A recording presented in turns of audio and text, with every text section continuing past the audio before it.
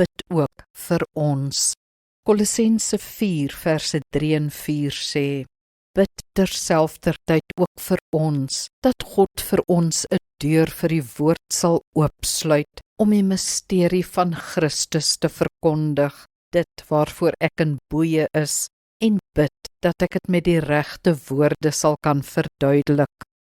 Jesus sê ons moet vir sy koninkryk en kerk bid, nog voor ons vir ons eie dinge bid. Die kerk vind dit vandag moeilik, want mense het gemaklik en selfgesentreerd geword.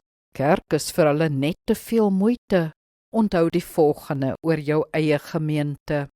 Jou gemeente is nie volmaak nie. Ander gemeentes ook nie, want vleeslikheid is ook daar te vind. Maak vrede daarmee. Jou gemeente het jou nodig.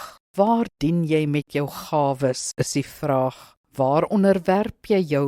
Waar dra jy finansiëel by? Tussen watter gelowiges groei jy geestelik? Iewers moet jy inskakel en jou gewig ingooi, hoor.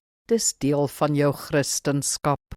Jou gemeente word deur gebed gedra. Julle leiers moet geesvervuld wees. Julle lede geestelik groeiend. Julle gemeente ywerig aan die opbou en uitreik. Dis waarvoor jy moet bid.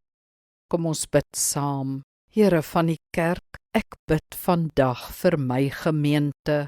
Ek bid vir ons leraars en leiers.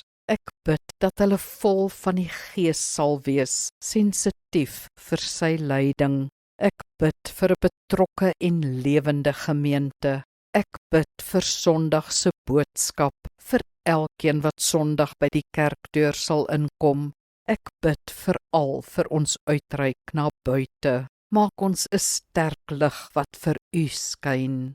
Amen. Die Here seën jou.